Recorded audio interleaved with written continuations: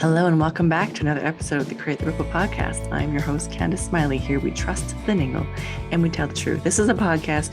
We are looking to have conversations that matter, conversations that take courage to engage in, where we cut through the noise that exists online to bring you incredible content, amazing speakers, and stories to inspire you to live your best, listen to yourself, and tell the truth of who you are and who you just might become.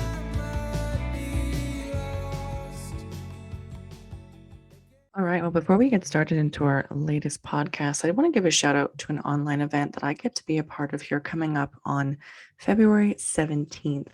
It's the Integrity Seminars, their growth summit. And they're asking questions like, do you ever wish that you could find a roadmap on how to start building community, better relationships with others and with yourself? Of course, we're always asking how we can make this our best year yet. And the good news is that the summit is packed full of amazing speakers who are living on plan and on purpose.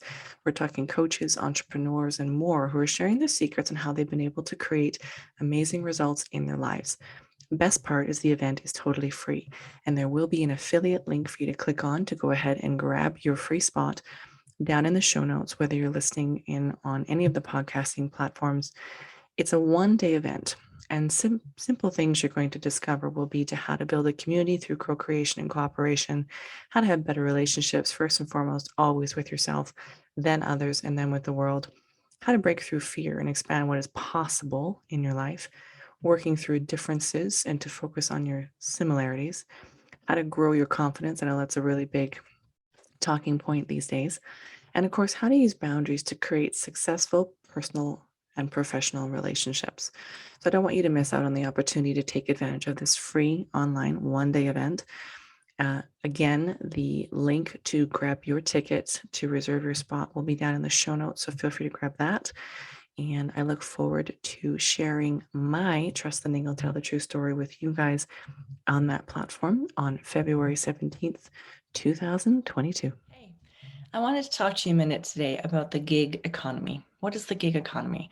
It's basically the side hustle, side income economy that's become so popular today and age. I hope you're still listening to this ad because it's really important for me. I was in the network marketing industry for over 13 years, and I had an incredible experience. I learned a ton of things, but there were many things about the industry of network marketing that I really didn't love. One of which was the overinflated products. Number two was the fact that I had to build a team or balance those things that we would call legs, the whole pyramid thing. I really was done with that. About a year ago, I was introduced to a social retail company. Social retail simply means that we are using our social media platforms, which are free, by the way, to promote products and services that we love. The affiliate marketing is booming. Not even going to lie. It's an incredible place to be in. And I am speaking to the woman who's in her 30s or maybe in her 40s, and she'd like to create that extra income. She'd like to create income on her own time. And she'd like to do it in a company that isn't all about the hype, that has some real products that she can get behind, and would work with somebody who wants to teach her how to do that. If that's you, then I would really love it if you would reach out to me. Feel free to comment below or leave me an email. Scan the code. I'm sure there's a code somewhere if you're watching on my YouTube channel, but I would love to get in touch with you. And this is why. The company that I'm with, modere.com or modere.ca, depending on where you're at, check out shiftingretail.com. So that's shiftingretail.com. I want you specifically to go check out the values of this company and what their mission is. That was really important for me. I got flown down to the corporate offices and I had a chance to meet with the corporate crew and meet with the visionaries that are really driving the company forward. And what I discovered is this. The first thing they said to me was, Candace, when people come here from a network marketing company, they start making money. Now, disclaimer, this is work. This is going to take work. This is going to take energy, effort, time, and skill. It's not a get-rich-quick scheme. Those don't exist, at least not ones that I would like to put my name behind. However, this company pays us 10 to 36% on commissions of whatever we've moved within our business. And we get paid daily. We get paid up to twice daily. Biggest, coolest thing about this, if I move product, I get paid on the product, period. No balancing legs, no having to do any of that stuff. If product moves because of a referral that I did, whether it was through my social media, through a swipe up influencer, or a person-to-person conversation, doesn't matter. I'm going to get paid on it. And for me, being paid on the work and the effort that I do is important.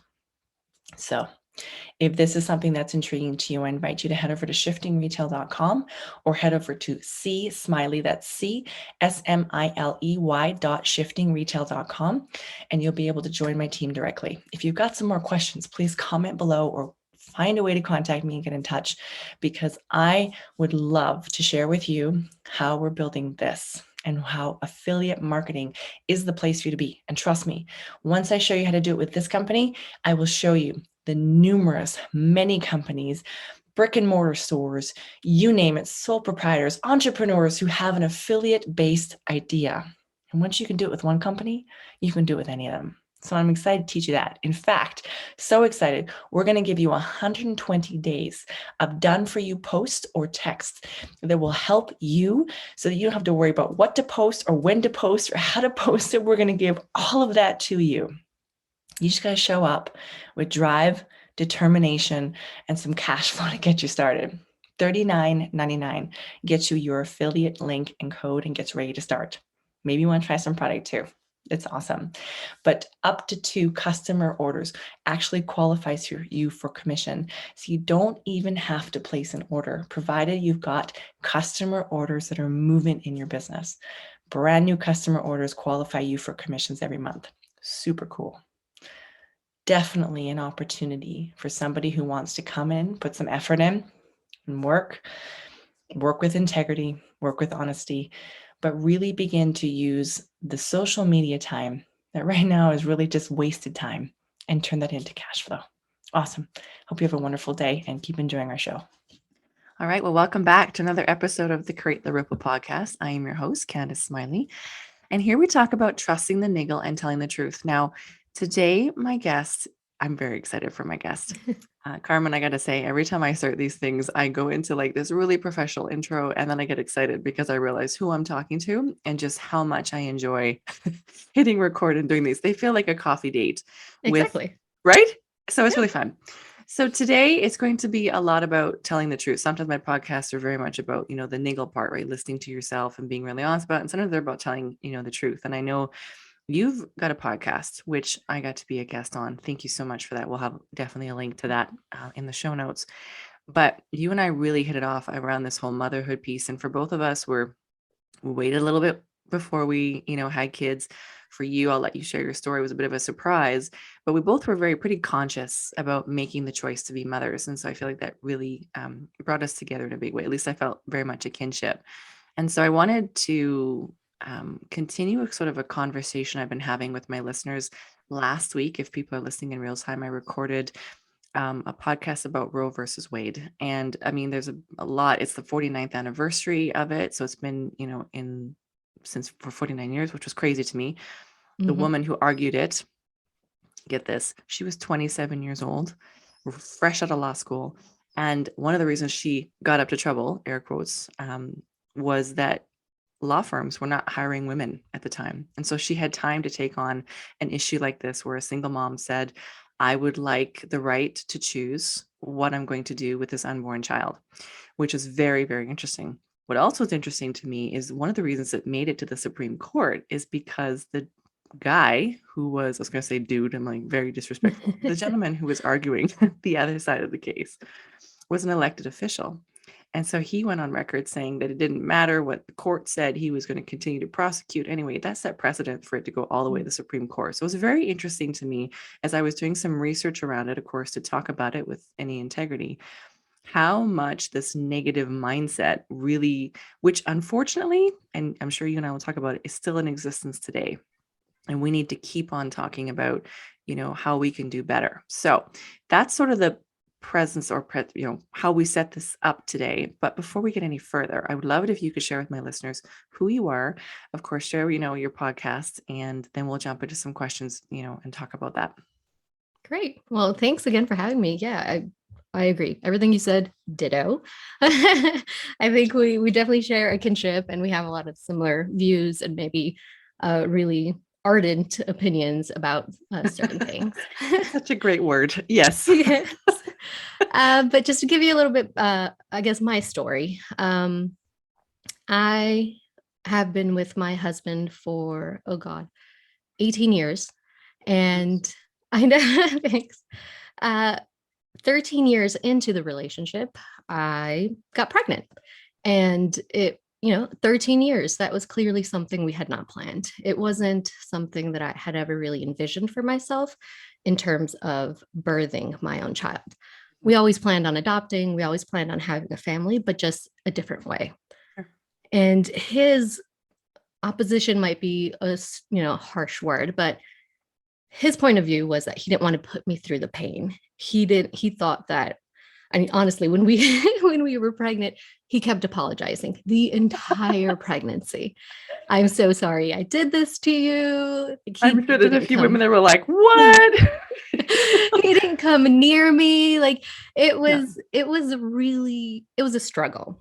Mm-hmm. And I mean, taking a step back, when I found out I was pregnant and I let him know, we sat down and we had a real heart to heart and said, is this something that we want? Do we want to go through this? Is this, I know you're scared about this. I myself, never having really envisioned it, it was an emotional and a mental negotiation that I had to go through. There's so many changes that are going to come about during pregnancy. And most people, I think most people don't really stop to think about that. Like, it's not just like, oh, yeah, we're making a little person. It's like, wait, there's physical, emotional, financial, so many things are going to change from this moment on. And in my past, I just had a really troubled childhood, drug addicted father, severely abusive to my mother. We lived in a battered women's shelter for a while. So emotionally and mentally, I just didn't know if I was even capable of being a good mother. I saw how hard it was for my mother, and she did an amazing job being a single mom after we got out of that situation to 4 children.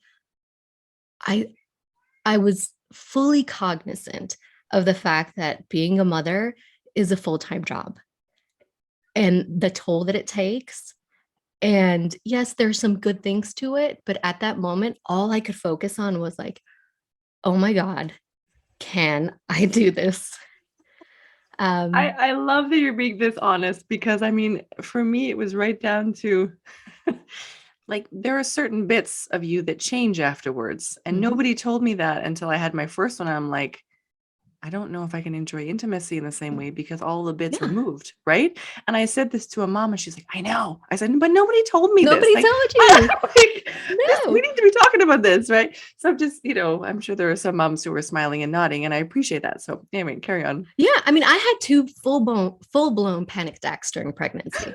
Like literally, it was that bad that, and I know people are gonna, some people might be listening and thinking, oh God, what, she's just being too over analytical or crazy about this. But for me, and that's what my podcast, Mother, Mommy, Mom, really focuses on, the fact that every mother has her own journey. Yes. Our history, our trauma, the way that we were raised, the place we grew up, everything informs the decisions that we're going to make as mothers, and whether we even want to be mothers. Yes. If you didn't grow up in an idyllic childhood, I think you have a completely different perspective than somebody who might have had that experience. And yeah, that weighed super heavy on me. I'll give you another little anecdote or story. Yes. When I was pregnant and finally told my family, literally, I was like, yeah, I got pregnant. Like, I made a mistake. Yes. And they said nothing to me. My sisters were just like, are you okay? Are you sure? Like, after a few minutes, this is how much they knew that I didn't plan on this. I never once said, oh, yes, when I have children, or I'm going to name my kids, Bobby and Jane and whatever, like the things that you hear from most women. That was not my road or path to motherhood at all. So we sat down and we're like, okay, no, we are not going to have a child. We can't. We are emotionally, psychologically a wreck right now. It's not something that we think where we honestly thought we were ill-equipped to do it. And there was no way we were going to bring a child into this world if we weren't going to make it a priority and show up the best that we could. At that point, Yes. we didn't feel we could be those people. Mhm. So we're like, okay, fine. We made that decision. Whew, crisis averted. Then we go grocery shopping, and it's not a task we like to do. So we always separate Divide to and try and conquer. do yes, divide and conquer. Mhm. And he comes running up to me. He's like, I can't do this. You're gonna have to make the decision yourself. I'm like, excuse me? He's like, I just saw the cutest little girl. I was like, oh God, here we go. I was like, Plot okay, I guess, twist. yes, I guess we're having this child. Mhm. But I'm being completely frank. It took me, I mean, we didn't find out the gender of the baby on purpose because mentally we were still kind of in denial. It wasn't totally real. So I honestly, I was like, well, something's going to go wrong. Like I wasn't made to be a mom. Like this is not even going to work out for me. So let's just have low expectations here. And we both really went through it that way.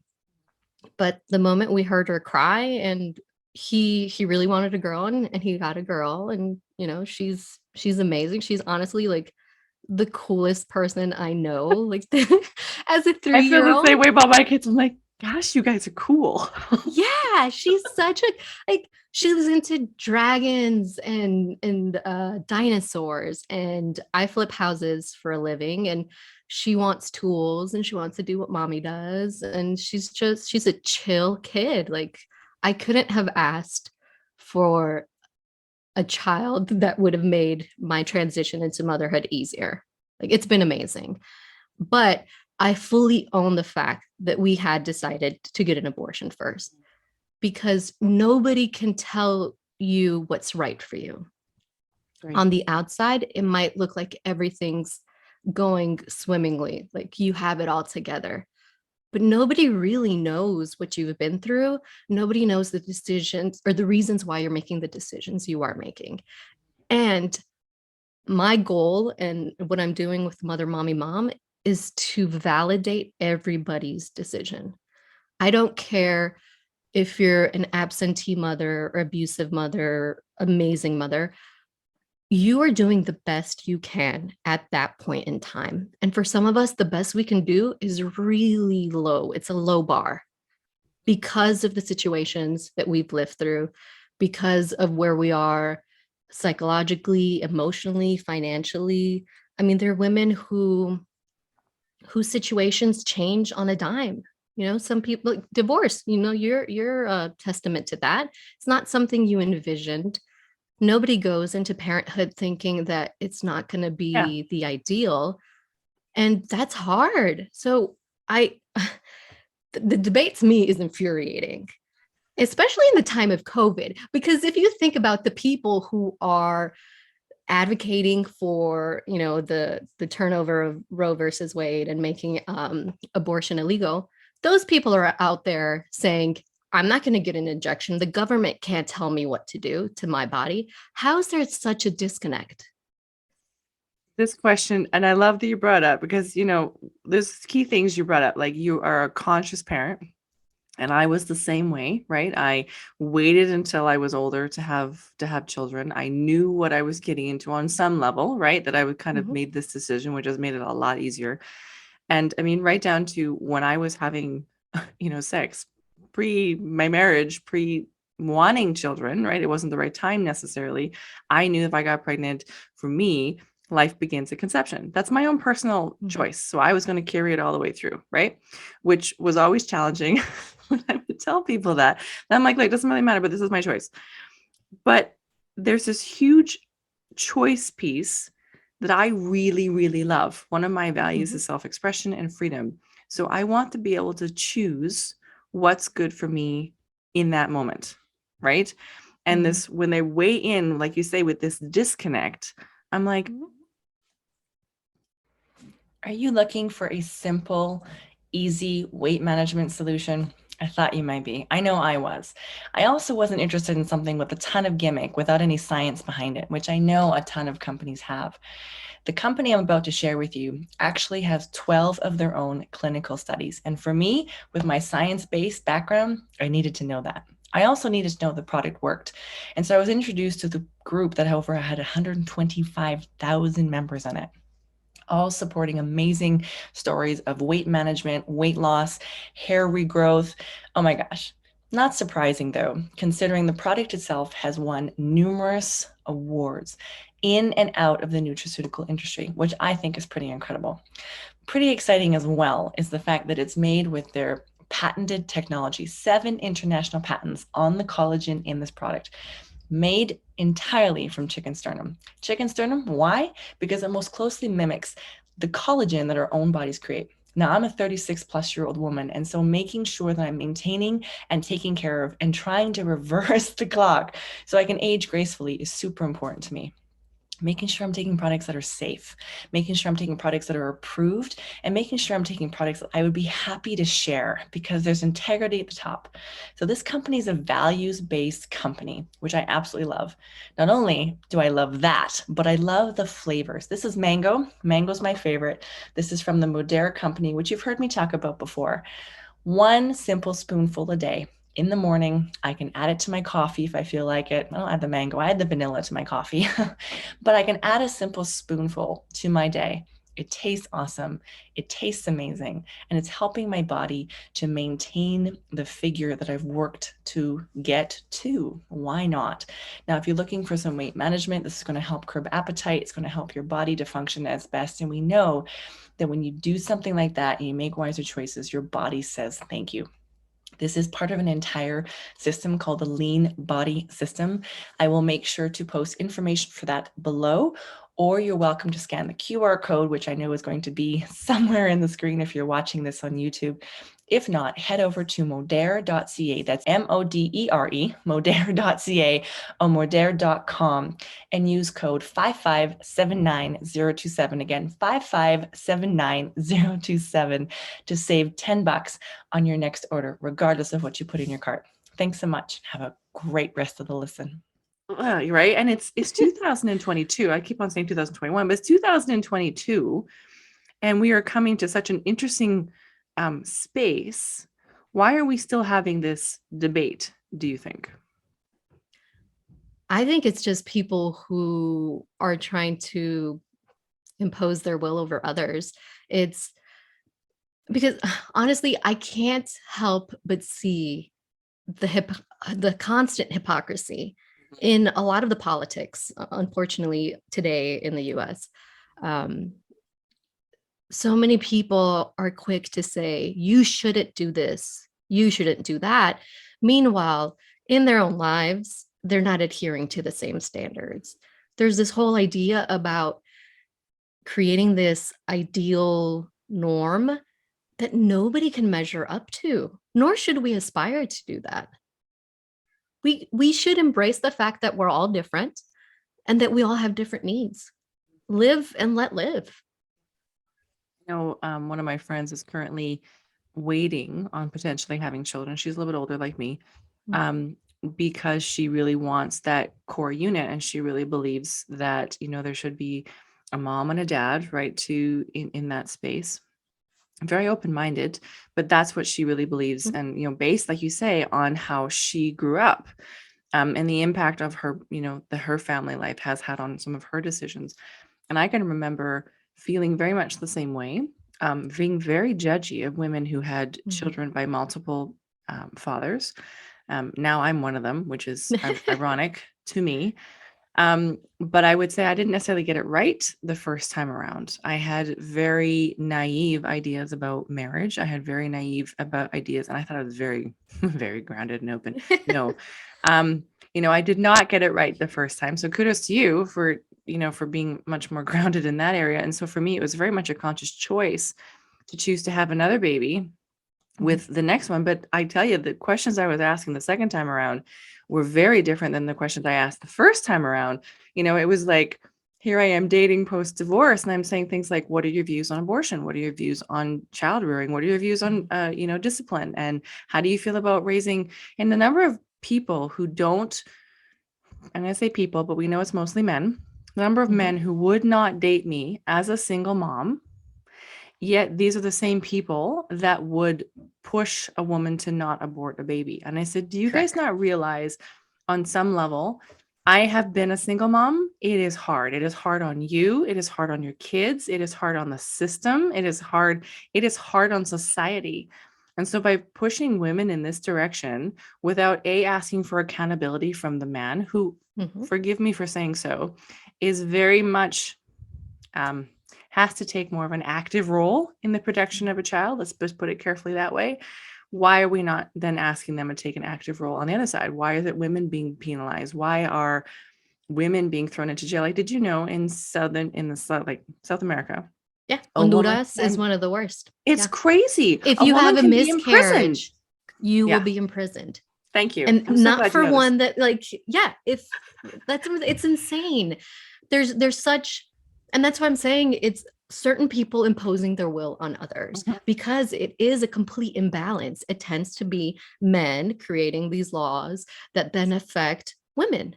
There are no repercussion, and it takes a man and a woman to make a baby. Thank but you. only the woman is suffering Receptive, more passive. So I mean, I know it's sort of graphic, but let's be honest. Like every time this comes up, I'm like, what do you mean there's no repercussions? What do you mean we're going to penalize the women and the doctors who are offering this as an opinion? Whereas for some women, if they're pregnant and they don't want to be, and let's not even get into like rape or incest, if she doesn't want to be for whatever reason, that's her choice. Yes, we have to weigh in, and I get it. There's an unborn life that didn't get a say in this. I get that. But on some level, I'm like, yeah, but you guys need to be adults about this in certain circumstances, mostly the men. Okay. Right. Like you need to be conscious about it. Just like you and your husband said, you wanted to be present. I was like, yes, please. And thank you. The number of people who, I mean, you can't adopt dogs without going through an adoption process, right? But, and anyway, some of this stuff blows my mind. And the fact that they want to take away the choice piece. Because I mean, for you, how important was it that you knew you had a choice? Oh, super critical. Like we made that choice knowing mentally I'm not going to break. And like I said, I was pretty close to breaking. Like it was, which I love. And I mean, I have so much respect for that. Right. And this is united. I think it's called united polarity right now. This idea out there where, there is a law of polarity, right? So what goes up must come down, right? Like that's sort of an idea.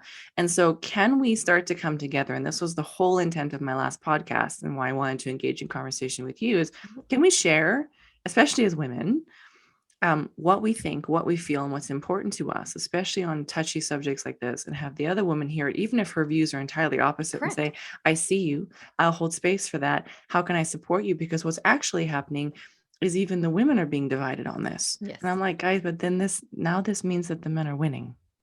Now we're really in trouble. Because it's been turned into something it's not. It's a religious thing when it wasn't before. Now it's like the foundation of a Republican platform. It didn't used to be that 30 years ago. It gets convoluted, it gets twisted and manipulated for certain gains for certain people, and then everybody else is left to suffer. And to your point about how can you force a woman to have a child? Oh, okay. She needs to have that baby. But then there's no societal like safety net. We need to fix the social services system. We need to fix the adoption. We need to fix foster before we can even do that. So I think there's a quote that, there's people drowning in the river. Don't just keep taking them out. Go and find out where they're falling in. Thank you. Like stop it where it becomes an issue. And where it becomes an issue is at birth. So if we can allow and give women the liberty and validate their choice without judgment, without saying you should. No, there is a reason. I firmly believe that no woman does this without there being a good reason. It Yes. might not seem like a good reason to you, but you're not standing in my skin. You haven't lived what I've lived. You haven't seen what I've seen. Your reality is completely different from mine. And if mine is just that mentally I couldn't do it because of what I've seen, because I what I know humanity is capable of, because of whatever, there's truth in my story Mm, and I should be listened to.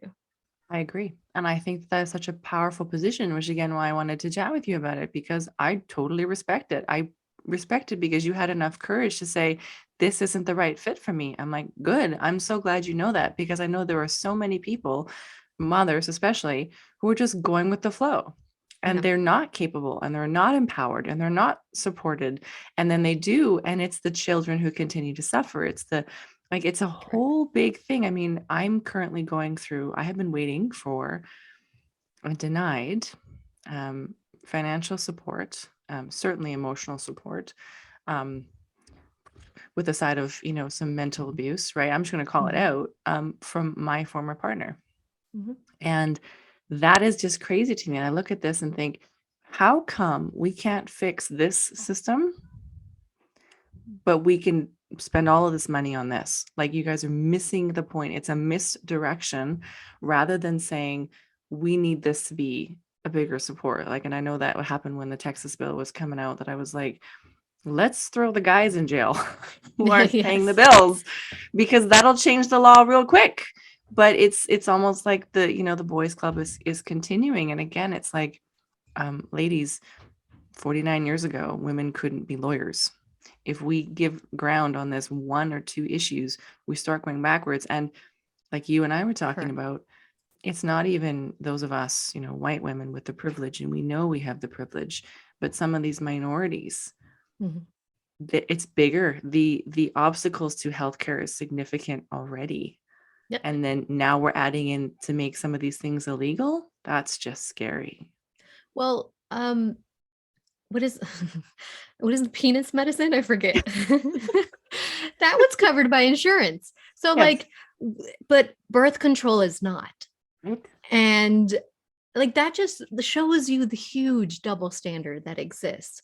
Or the childcare system is broken. In the US, I mean, I'm not familiar with Canada, but in the US, you pay thousands of dollars for somebody to take care of your kid. You get to the point where you have to be like, is me having a job worth more than the money that I need to pay for somebody else to watch my kid? So the entire system is broken. It's totally broken.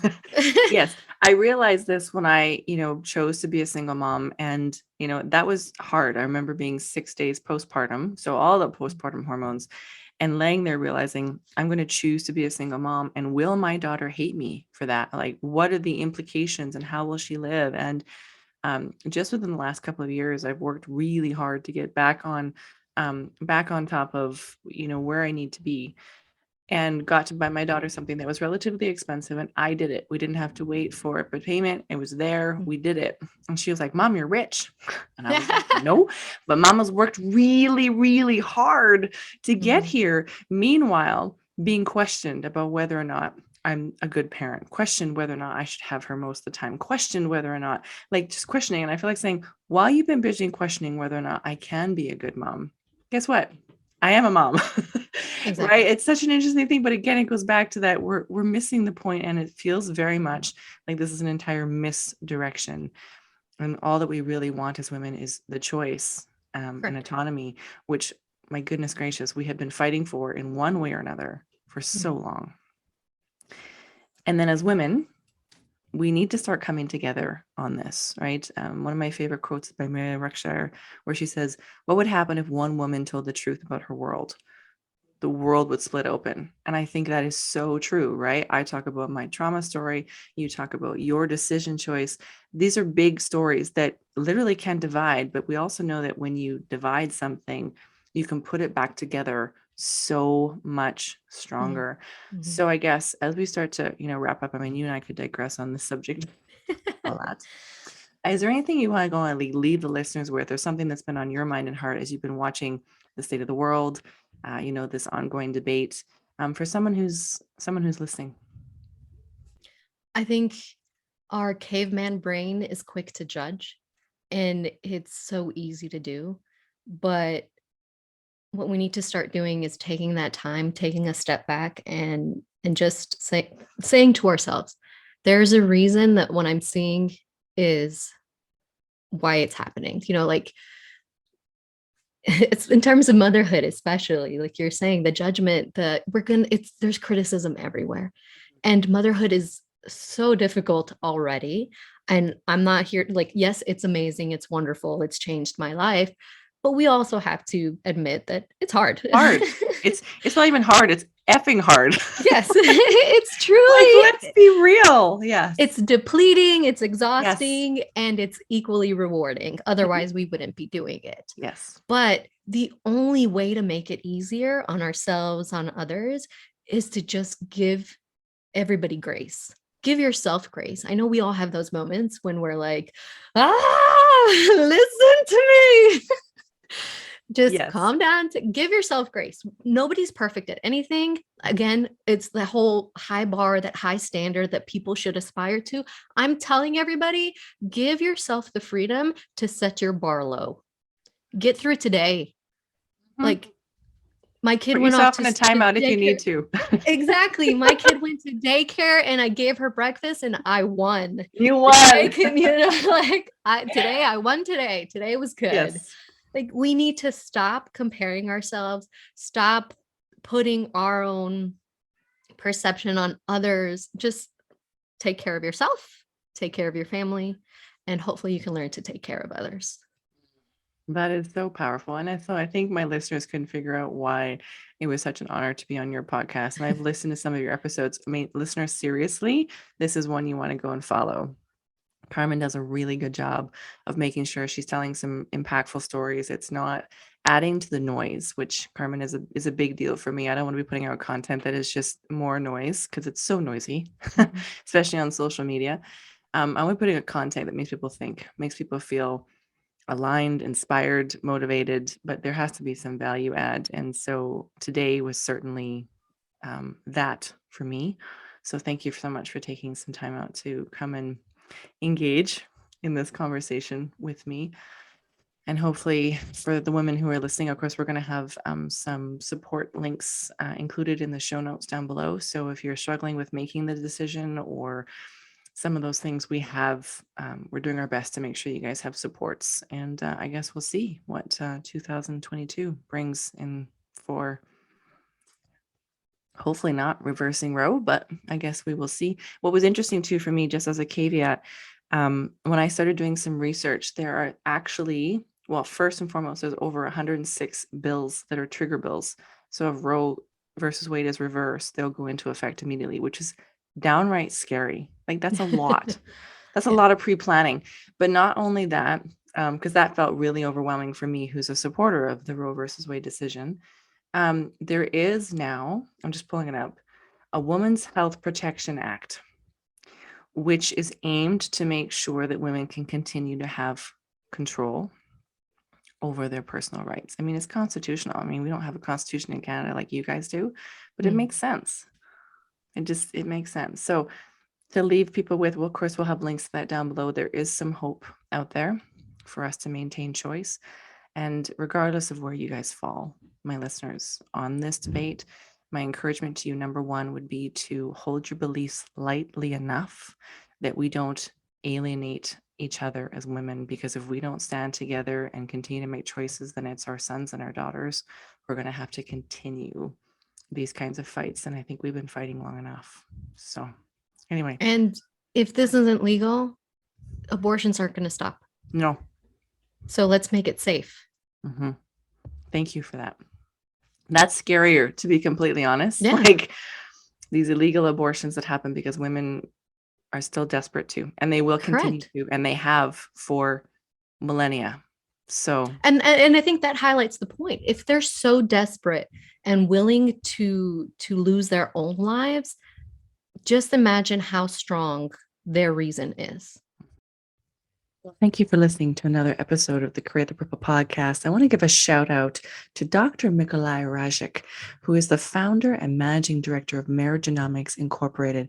He has got an incredible YouTube based program where he talks you through data as he interprets it regarding the COVID pandemic. Now, we have stayed far away on this educational podcast from weighing in on any of the pandemic itself. However, it's important for us to direct you when we discover a source that we believe to be grounded, um, who leaves their opinion on the entire thing out of it, but simply provides you with a great resource to interpret the data that, of course, is just continuing to come at you. So we've done a big shout out. We're really grateful that we, and I personally know Dr. Mick myself, and I'm really grateful that he's been taking the time to put out some incredible videos going through and dissecting the data as it's coming to you. So we're sharing a link to Marriagenomics, their YouTube channel specifically. We'll have a link down below in the show notes. Have a look at that and go follow along for some amazing interpretation of the ongoing pandemic for your COVID safety. And thank you so much for listening.